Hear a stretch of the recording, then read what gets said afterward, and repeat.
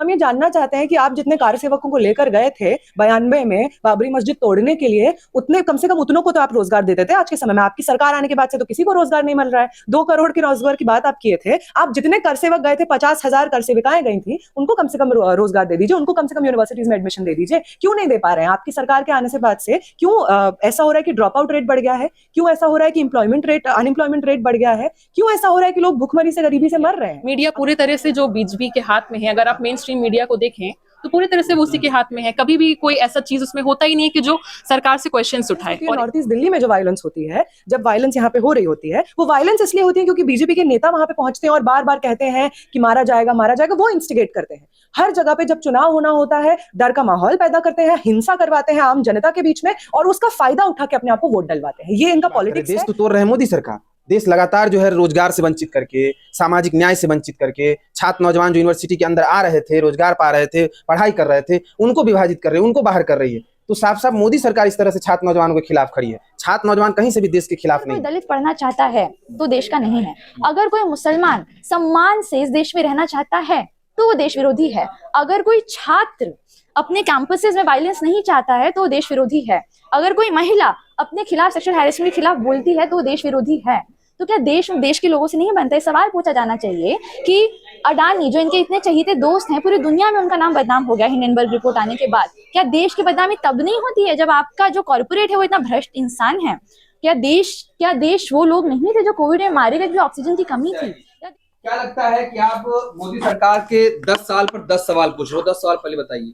देखिए, हम लोग जब प्रेस कॉन्फ्रेंस कर रहे हैं, मोदी सरकार के लगभग 10 साल हो चुके हैं। तो इस 10 साल में जो मोदी सरकार का वादा है वो हम लोगों को उसका एग्जामिन करने का जरूरत है, उसको उस पर सवाल करने की जरूरत है। और इसीलिए आयशा ने ये अभियान शुरू किया है। और इस अभियान में हम लोग साफ साफ 10 सवाल पूछ रहे हैं। और 10 सवाल में सबसे पहला सवाल यही है कि मोदी सरकार 2 करोड़ प्रति वर्ष रोजगार देने का वादा के साथ आई थी नौजवानों से। जो अभियान है, ये अपने चुनाव के अभियान शुरुआत की थी और 2 करोड़ रोजगार देने की बात कही थी। तो आज हम 20 करोड़ रोजगार का हिसाब मांग रहे हैं कि जो 10 साल में 20 करोड़ रोजगार हमारा कहाँ है। हम इसके एवज में हम देख रहे हैं कि लगातार रोजगार के तमाम सम्मानजनक जो रोजगार के क्षेत्र हैं उसको खत्म किया जा रहा है, उसको प्राइवेटाइज किया जा रहा है। और लगभग 30 लाख के करीब पूरे देश भर में सरकारी नौकरी के पोस्ट खाली है। अकेले सिर्फ रेलवे में 3 लाख से ज्यादा पोस्ट खाली है। अकेले सिर्फ रेलवे में 15 लाख सीट को खत्म कर दिया गया इस सरकार के दौरान। तो ये साफ साफ दिखा रहा है कि सरकार सम्मान के साथ जो रोजगार की गारंटी का जो वादा था उस पे खड़ी नहीं उतरी है। लेकिन लगातार जहां भी चुनाव होता है मोदी सरकार ही को जनता चुन रही है। तो सवाल पहले आ जाते हैं।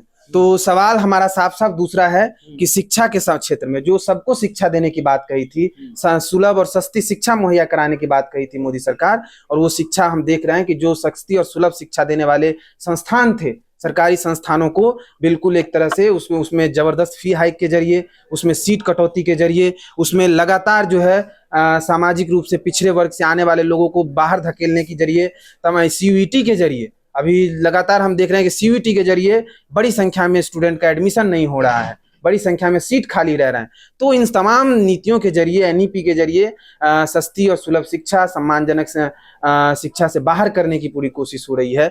हम देख रहे हैं कि सम्मान के साथ सामाजिक न्याय देने की जो बात थी वो भी खत्म है। हम आज साफ साफ सवाल पूछ रहे हैं कि बिहार के अंदर जब जाति जनगणना होता है, जिसमें सामाजिक रूप से शैक्षणिक रूप से पिछड़ेपन को एक व्यापक डाटा आता है, तो ये जाति जनगणना देश भर में क्यों नहीं हो सकता है? इसको कराने की क्यों नहीं मोदी सरकार क्यों खामोश है?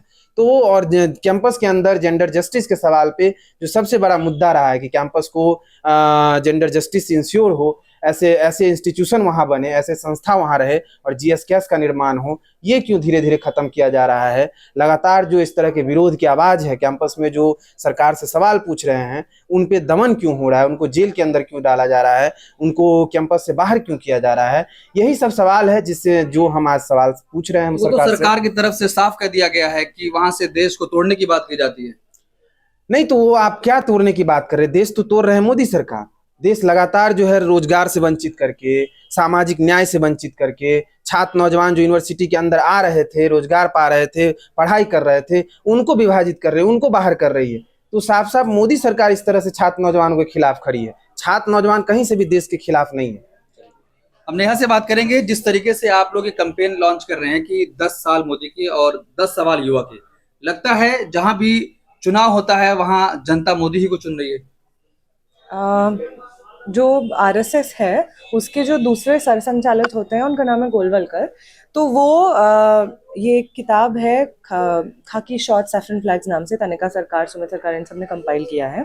उसमें वो एक वाकया बताते हैं कि गोलवलकर जब शाखा में बहुत यंग लड़के हैं, जब वो शाखा चल रही होती है, एक्सरसाइज वगैरह कर रहे होते हैं, तो वो उनका मनोबल बढ़ाने के लिए और आरएसएस के आइडियाज उनके अंदर इनकलकेट करने के लिए उनको एक कहानी सुनाते हैं। वो कहानी होती है कि एक बहुत अमीर आदमी होता है, उसका बड़ा सा घर होता है और उसके गार्डन में एक दिन एक मोर आता है बहुत सुंदर सा। तो उसको लगता है अरे मैं तो चाहता हूँ कि रोज मेरे गार्डन में आए, उसकी शान शौकत बढ़ेगी, अच्छा लगेगा, लोग देखेंगे कि अच्छा इसके गार्डन में तो मोर आता है। तो वो खाने में थोड़ा सा ओपीएम डाल करके उसको देता है। 2 दिन देता है, तीसरा दिन देता है, चौथा दिन देता है, फिर एक समय बाद वो ओपीएम डालना भी बंद कर देता है और वो खाना देना भी बंद कर देता है, लेकिन मोर फिर भी आता है क्योंकि उसको आदत लग चुकी है।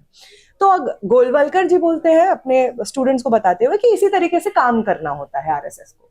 तो आरएसएस बहुत अच्छा कारोबार करता है। ये जो नशा चढ़ाया हुआ है नफरत का लोगों को, सांप्रदायिकता का, हिंदू मुसलमान हर बात पे कर देने का, हर बात पे ये कह देने का कि जो स्टूडेंट्स यूनिवर्सिटीज में पढ़ते हैं अगर वो दलित, आदिवासी, ओबीसी स्टूडेंट्स हैं, महिलाएं हैं, तो वो इसलिए है क्योंकि वो आरक्षण लेके आई हुई हैं यूनिवर्सिटीज में, मेरिट नहीं है उनका। ये सब डिविजन का बात करना वो अपने अंग्रेजी फोरफादर्स से सीखे हैं, पूर्वजों से सीखे हैं। जब आंदोलन चल रहा था आजादी का तब भी उनकी गुलामी करते थे और आज उन्हीं का डिवाइड एंड रूल का प्रोपेगेंडा हमारे देश में चलाते हैं और बहुत अच्छा नफरत का कारोबार करते हैं। इसलिए भी हम देखते हैं कि जब भी चुनाव होना होता है, कोई ना कोई, ये जो पुलवामा वाली घटना होती है, पिछले चुनाव से पहले ये वाली घटना होती है, और आज कुछ मतलब इसी साल में हमको पता चलता है कि उस घटना के लिए तो मोदी सरकार रिस्पॉन्सिबल है। उसकी गैर जिम्मेदारी की वजह से वो घटना होती है, इतने सारे जवान हमारे शहीद होते हैं। हमें पता चलता है जहां पे वायलेंस होती है, नॉर्थ ईस्ट दिल्ली में जो वायलेंस होती है, जब वायलेंस यहाँ पे हो रही होती है, वो वायलेंस इसलिए होती है क्योंकि बीजेपी के नेता वहां पे पहुंचते हैं और बार बार कहते हैं कि मारा जाएगा, वो इंस्टिगेट करते हैं। हर जगह पे जब चुनाव होना होता है डर का माहौल पैदा करते हैं, हिंसा करवाते हैं आम जनता के बीच में और उसका फायदा उठा के अपने आप को वोट डलवाते हैं। ये इनका पॉलिटिक्स है। और जहां जहां पे स्टूडेंट्स ने आवाज उठाई है, अगर ये बोला जा रहा है, सही बात है, इस वक्त बीजेपी की सरकार मजबूत है, मीडिया उसके कब्जे में है, अंबानी अडानी उसके यार हैं, जितना पैसा उसको चाहिए होता है बॉन्ड्स के थ्रू उनको आ जाता है और किसी को पता भी नहीं चलता है, और बदले में वो अडानी को पोर्ट बनाने का जिम्मेदारी दे देते हैं। प्राइवेट सेक्टर, पब्लिक सेक्टर को काटते हुए अंबानी अडानी के हाथ में जिम्मेदारी दे देते हैं वो तमाम चीजों की। सही बात है, बहुत मजबूत है, लेकिन ये वो भी दौर है जिस दौर में सीए का आंदोलन इस देश ने देखा है। ये वो भी दौर है जब फार्मर्स का आंदोलन देखा है और लॉज वापस करवाए हैं इस सरकार से। तो सही बात है, बहुत बुरा दौर है, हिंसा का दौर है, रिप्रेशन का दौर है, लेकिन इस रिप्रेशन के दौर में ऑपोजिशन भी स्टूडेंट्स की तरफ से उतना ही पुरजोर देखने को मिलेगा। मतलब आपका सीधे तौर पर ये मानना है कि जो भी अगर वोट दिया जा रहा है वो जनहित मुद्दों पर नहीं, नफरत के नाम पर एकदम नहीं दिया जा रहा है। जो लोग, हम ये पूछना चाहते हैं, आरएसएस के जो कार्यकर्ता हैं, बाकी लोग हैं, जो इवन हमारे कैंपसेस में जो एबीवीपी के लोग घुसते हैं और समय पड़ने पर जब उनको जरूरत महसूस होती है हम पे हिंसा करते हैं, हम उनसे पूछना चाहते हैं कि आप जिधर से आते हैं फीस तो आपको भी उतनी पढ़नी पड़ रही है। आज अगर दिल्ली यूनिवर्सिटी पीएचडी इंग्लिश की फीस 1100% बढ़ी है तो वो तो आपको भी देनी पड़ेगी ना। आपको क्या लगता है कि बाकी स्टूडेंट्स को नहीं देनी पड़ेगी? आपको, आप क्यों इस सरकार के साथ खड़े हैं? आप बोलते हैं, कोई और नहीं बोलता है। एबीवीपी सबसे पहले कहता है कि हम एनईपी को इंप्लीमेंट करवाएंगे पूरे देश भर में, अलग अलग यूनिवर्सिटीज में। हम उनसे पूछना चाहते हैं कि जब फीस बढ़ेगी तो आप ही को देनी पड़ेगी। जब इन कैंपसेस में, बीएचयू जैसे कैंपसेस में जिसको आप अपना गढ़ मानते हैं, एबीवीपी अपना गढ़ मानता है, उस कैंपस में जब महिलाओं के साथ छेड़छाड़ होगी, जो गैंग रेप की घटना सामने आई है इस महीने, तो वो महिलाओं के साथ भी होंगी, वो आपकी भी दोस्त होंगी, आपकी भी बहनें होंगी जो यूनिवर्सिटीज में आती हैं। तो अगर आप ये सोचते हैं, नफरत के अलावा कुछ भी सोच पाते हैं, ये सोच पाते हैं कि एजुकेशन एक तरीका है अपने सपनों को साकार करने का, अपने परिस्थितियों को बेहतर करने का, नेशन बिल्डिंग के प्रोसेस में रैशनली फैक्ट्स के माध्यम से, एजुकेशन के माध्यम से कंट्रीब्यूट करने का, तो आप इस पॉलिसी का और इस सरकार का विरोध ही करेंगे और कुछ नहीं करेंगे। आपको हमारे साथ खड़े होना चाहिए। तो 24 में यूथ किस साइड खड़ा है? 24 में यूथ स्टूडेंट्स अपने मुद्दों के साथ खड़े हैं, इसीलिए हम लोग बोल रहे हैं, क्योंकि हर बार जब भी चुनाव होता है हर बार वो एजेंडा में लेकर आते हैं, सीएए जैसा बात लेकर आते हैं, राम मंदिर जैसा बात लेकर आते हैं। हम ये जानना चाहते हैं कि आप जितने कार सेवकों को लेकर गए थे 92 में बाबरी मस्जिद तोड़ने के लिए, उतने कम से कम उतनों को तो आप रोजगार देते थे। आज के समय में आपकी सरकार आने के बाद से तो किसी को रोजगार नहीं मिल रहा है। 2 करोड़ की रोजगार की बात आप किए थे। आप जितने कर सेवक गए थे, 50,000 कर सेविकाएं गई थी, उनको कम से कम रोजगार दे दीजिए, उनको कम से कम यूनिवर्सिटीज में एडमिशन दे दीजिए। क्यों नहीं दे पा रहे हैं? आपकी सरकार के आने से बाद से क्यों ऐसा हो रहा है कि ड्रॉप आउट रेट बढ़ गया है? क्यों ऐसा हो रहा है कि अनएम्प्लॉयमेंट रेट बढ़ गया है? क्यों ऐसा हो रहा है कि लोग भूखमरी से, गरीबी से मर रहे हैं? अगर यही आप चाहते हैं कि एक ऐसा राष्ट्र बन जाए जिसमें सिर्फ हिंदू रहें, तो आप ये बताइए पहले कि क्या आप हिंदुओं को रोजगार दे पाए हैं? क्या आप हिंदुओं को शिक्षा दे पाए हैं? आप बार बार कहते हैं कि हिंदू महिलाओं को बचाना है, दलितों से बचाना है, इंटरकास्ट मैरिज नहीं होना चाहिए, इंटरफेथ मैरिज नहीं होना चाहिए, लव जिहाद हो रहा है। आप बताइए कि आपके अंडर यूपी में जहां पे आपकी सरकार है वहां पे महिलाएं इतनी अनसेफ क्यों है? वाराणसी जो आपकी कॉन्स्टिट्यूएंसी है वहां पे सेंट्रल यूनिवर्सिटी में इस तरीके का गैंगरेप का घटना एक के बाद एक 3 घटनाएं होता है। एक जनवरी में होता है, एक इस महीने, और एक पिछले महीने होता है। इस तरीके का घटना होता है और आप कुछ बोलते नहीं है। तो कह रहे वहां पर बुलडोजर चल रहा है, माफिया प्रदेश छोड़कर भाग गए। वही वो कहते हैं कि गुंडई करने से डर रहे हैं। हम जब वो इनकाउंटर करते हैं और वो भी ऑन कैमरा इनकाउंटर करते हैं पुलिस की प्रेजेंस में, और फिर कहते हैं कि हमने तो क्रिमिनल मुक्त कर दिया है यूपी को। हम जानना चाहते हैं कि कौन है वो क्रिमिनल, क्योंकि एक क्रिमिनल का नाम तो हम भी गिना सकते हैं। जो व्यक्ति को यहाँ पे जंतर मंतर पे 7 इंटरनेशनल रेप्यूट के रेसलर्स आके अक्यूज करते हैं, उसके ऊपर दर्जनों एफआईआर हैं। क्रिमिनल तो वो भी है, उसके ऊपर सेक्सुअल हरासमेंट का कंप्लेन था, उसको तो आप जेल में डाल नहीं पाए। उससे मुक्त कराइए पहले इस देश की महिलाओं को, फिर हम पूछेंगे कि आपका यूपी प्रदेश मुक्त है कि नहीं है वायलेंस से, हिंसा से। बीजेपी करिए रामलला विराजमान होने वाले नेताओं को अब जो क्रिकेटर है उनको भी न्योता मिल रहा है कि आप आइए। जी हाँ, हम जान रहे हैं, वो तो हम लोग भी पढ़े कि विराजमान हो रहे हैं और न्योता मिला है। हम सच में ये चीज बोलना चाहते हैं कि इस वक्त का जो दौर है, शायद इससे पहले इस तरीके का दौर हमने नहीं देखा है। इतना ओपन नेकेड हिंसा, वायलेंस का दौर हमने नहीं देखा है। एक प्रोफेसर अगर एंटी गवर्नमेंट भी कुछ नहीं लिख रहा है, सिर्फ फैक्ट्स प्रेजेंट कर रहा है, उसके बिना पे उसकी नौकरियां जा रही हैं। जो सब्यसाची एक प्रोफेसर है, उनकी नौकरी गई थी। हम देख रहे हैं कि एक स्टडी सर्कल चलाने के लिए 100 में प्रोफेसर को शो कॉज नोटिस जाता है कि आप एक मार्क्सिस्ट स्टडी सर्कल से कैसे जुड़े हैं। वो सोशियोलॉजी के लॉ के प्रोफेसर हैं। मार्क्सिज्म पढ़ाया जाता है सोशियोलॉजी में, कोई बता दे इनको। स्मृति ईरानी को नहीं मालूम होगा शायद, लेकिन उनको बता दे कि पढ़ाया जाता है, इसलिए वो पढ़ा रहे हैं। हम जानते हैं कि एज जर्नलिस्ट एंटी गवर्नमेंट बात नहीं कर रहे हैं। वो बस बोल रहे हैं हमारे गांव में ये घटना थी, पीड़िता जो परिवार है उसके साथ में ये हुआ और उसकी वजह से उनको इतना समय जेल में गुजारना पड़ रहा है। अभी फहद शाह रिलीज हुए हैं, सज्जाद गुल अभी भी जेल में है कश्मीर में। सिर्फ उनके घर में, उनके गांव में क्या चल रहा है वो रिपोर्ट करने के लिए उनको जेल में डाल दिया जा रहा है।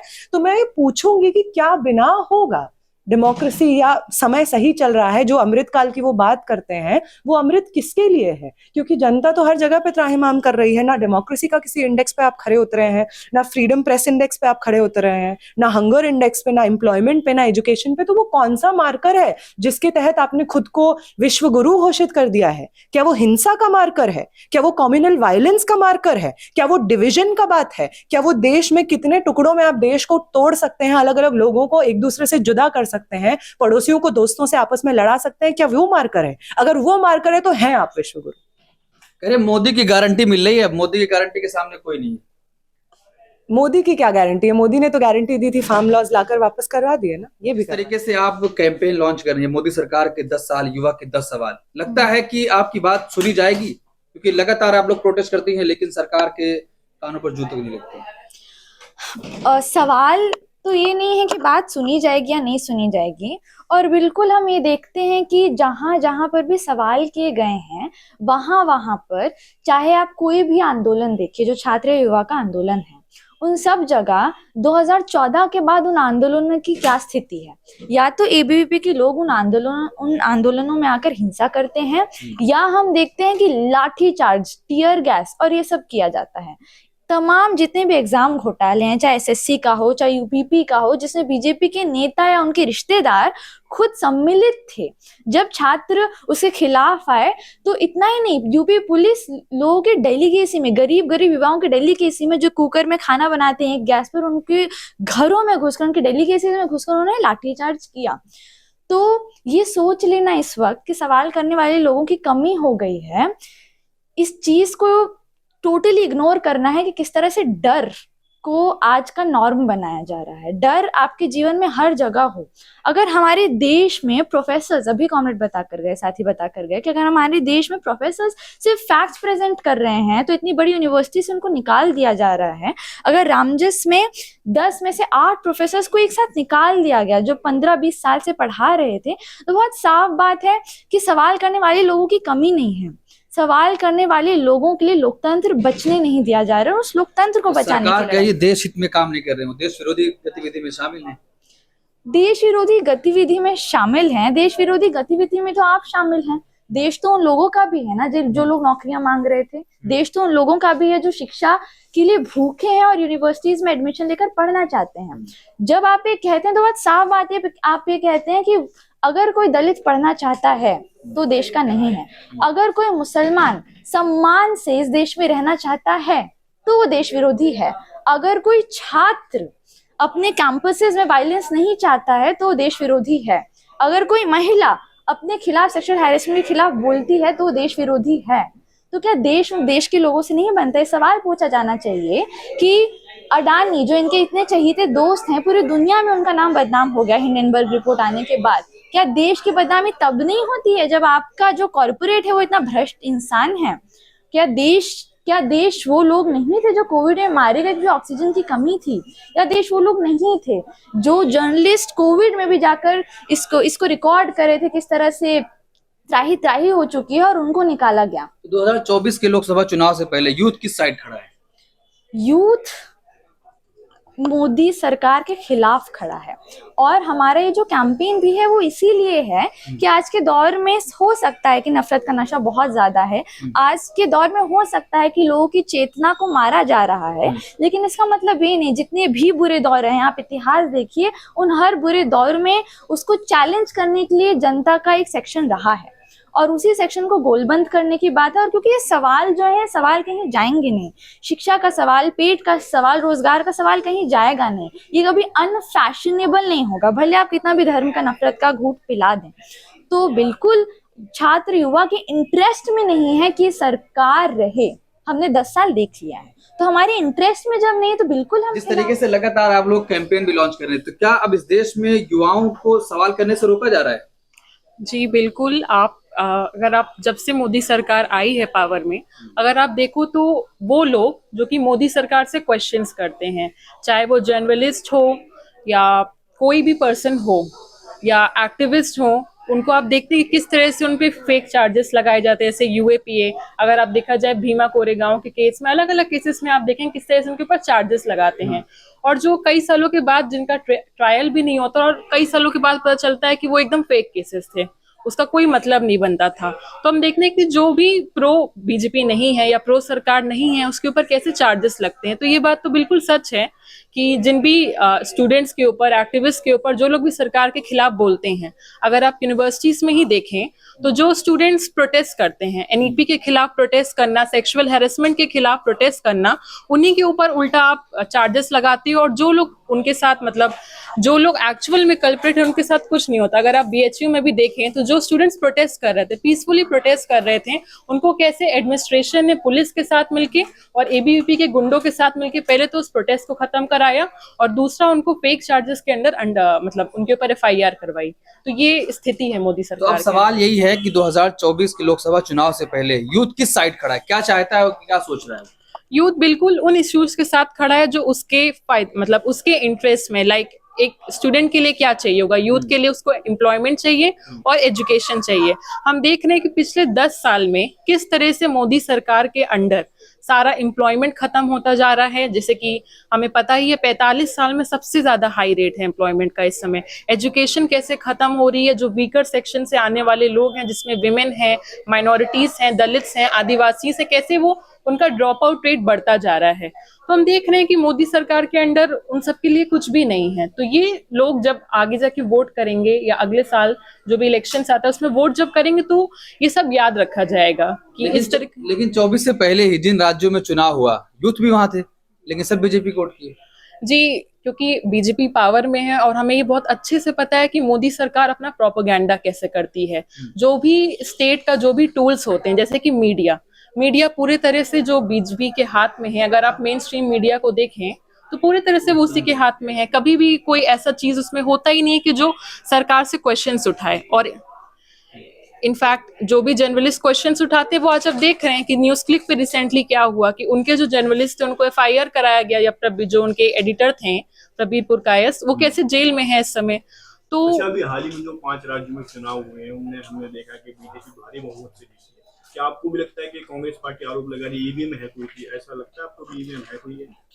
जी बिल्कुल, जो पार्टी इस समय पावर में, हमें पता है कि वो कितना करप्ट है। तो बिल्कुल। चलिए, थैंक यू।